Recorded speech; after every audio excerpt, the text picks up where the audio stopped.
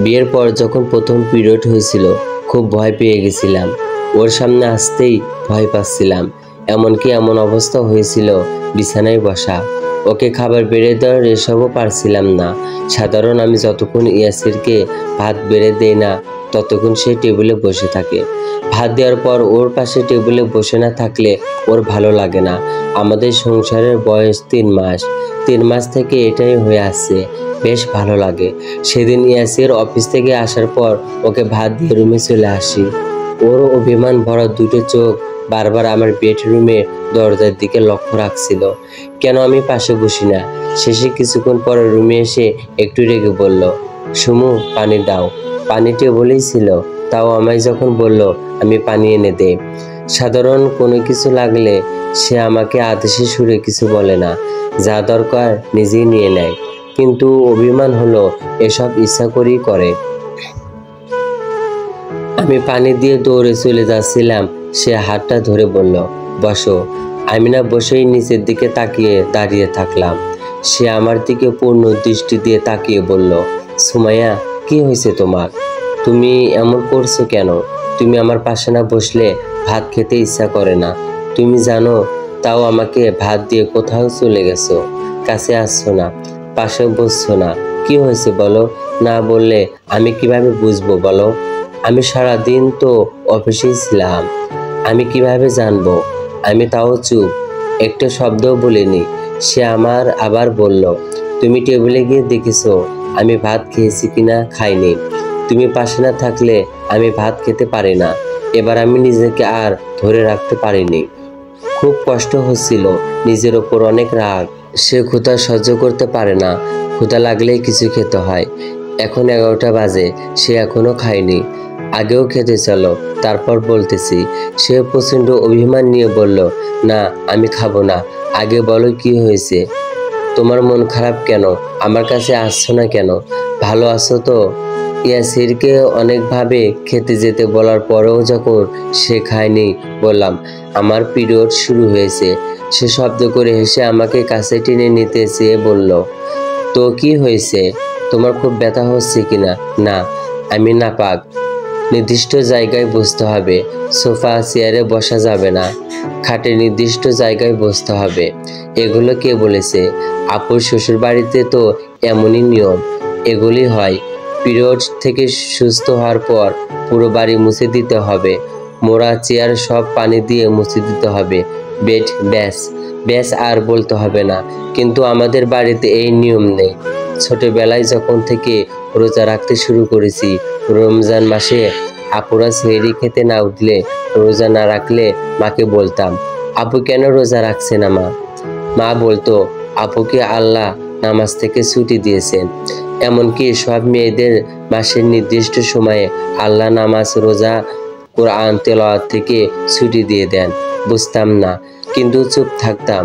আর একটু যখন বড় হলাম, লক্ষ্য করলাম একদিন মা আপুকে খুব যত্ন করে দুধ, ডিম, ভালো খাবার খেতে দিচ্ছিলেন। আমি জেলাস হয়ে মায়ের সাথে খুব রাগ করেছিলাম, আপুকে কেন বেশি দিচ্ছে। মা সেদিক বলেছিলাম মেয়েদেরকে আল্লাহ ছুটি দিয়ে দেন। কেন ছুটি দেয় জানিস? না, কারণ যখন মেয়েদের অনেক কষ্ট হয়, অনেক যন্ত্রণার মধ্য দিয়ে প্রতিটি সেকেন্ডে অবিবাহিত করতে হয়, ওই সময় মেয়েদের বিশ্রাম নিতে হয়, যত সম্ভব ভালো খাবার দিতে হয়। এমন সময় আসলে যখন বুঝবি। কখনো আপুকে কষ্ট দিয়ে কথা বলবি না, শুধু আপুকে নয়, কোনো মেয়েকেও না। যদি কখনো বুঝিস কোনো মেয়ে এই সময়টা অতিক্রম করতেছে, তখন তাকে সম্মান প্রয়োজনে চেয়ে বেশি দিতে হবে। কারণ এই সময়টার কারণে প্রতিটি মেয়ে মা হওয়ার সৌভাগ্য অর্জন করে। বুঝলাম, কিন্তু ছুটি চলতেছে সেটা কিভাবে বুঝবো? মা মুচকি হেসে বলল, সেটা এখন না বুঝলেও চলবে, সময় হলে বুঝতে পারবি। মা গরম পানির ব্যাগে পানি ভরতে ভরতে কথা বলেছিল। গরম পানির ব্যাগটা হাতে নিয়ে বলল, যা এখন তোর আপুকে দিয়ে আয়।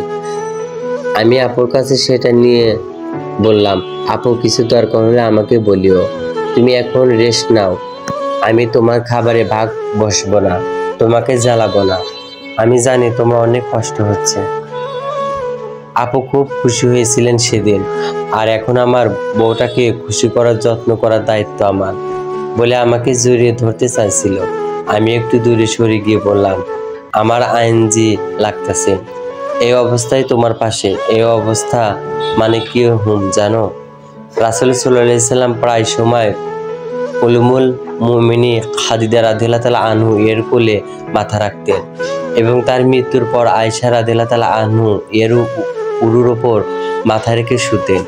যখন আয়েশা রাদিয়াল্লাহু তাআলা আনহু ঋতুবর্তিত অবস্থায় উপনীত হতেন তখন তিনি সাল্লাল্লাহু আলাইহি সাল্লামের তার উরুর ওপর শুয়ে কোরআন তেলাওয়াত করতেন। হযরত আয়েশা রাদিয়াল্লাহু তাআলা আনহু থেকে বর্ণিত, তিনি বললেন, আমি পিরিয়ড অবস্থায় পানি পান করতাম এবং পানির পাত্রটা রাসূল সাল্লাল্লাহু আলাইহি সাল্লাম এর দিকে এগিয়ে দিতাম। তিনি পানির পাত্রে সে জায়গায় মুখ লাগিয়ে পানি পান করতেন। যে জায়গায় মুখ লাগিয়ে আমি পানি পান করেছি আমি হাইজ পিরিয়ড অবস্থায় হাড্ডি থেকে গোশত ছিঁড়ে খেতাম, অতঃপর তা রাসূল সাল্লাল্লাহু আলাইহি সাল্লামকে দিতাম। তিনি যেখানে মুখ লাগিয়ে গোশত ছিঁড়তেন, যেখানে মুখ লাগিয়ে আমি গোশত ছিঁড়েছি। মুসলিম 718। আল্লাহ বলেন, আর তোমার কাছে জিজ্ঞেস করে হায়েজ ঋতু সম্পর্কে বলে দাও, এটা আজা কাছেই তোমরা হায়েজ অবস্থায় স্ত্রীগণ সহবাস থেকে বিরত থাক, তখন পর্যন্ত তাদের নিকটবর্তী হবে না যতক্ষণ না তার পবিত্র হয়ে যাক। যখন উত্তম রূপে পরিশুদ্ধ হয়ে যাবে তখন গম করে তাদের কাছে, যেভাবে আল্লাহ তোমাদেরকে হুকুম দিয়েছেন। নিশ্চয় আল্লাহ তওবাকারী এবং অপবিত্রতা থেকে যারা বেঁচে থাকে তাদেরকে পছন্দ করেন। সূরা বাকারা 222 নম্বর আয়াত। সুতরাং বুঝতে পারছো আমি কিন্তু সব কিছু করতে পারবো না বলে মুচকি হেসে আমাকে জড়িয়ে ধরল। ও সব কিছু পারবো না কিন্তু বলে লজ্জা পেয়ে সরে যাচ্ছিলাম। সে কাছে টেনে নিয়ে বলল, জানি তো রানী সাহেবা, লজ্জা পাচ্ছ কেন? কোরআনে আছে আল্লাহ সত্য বলতে লজ্জা বোধ করে না।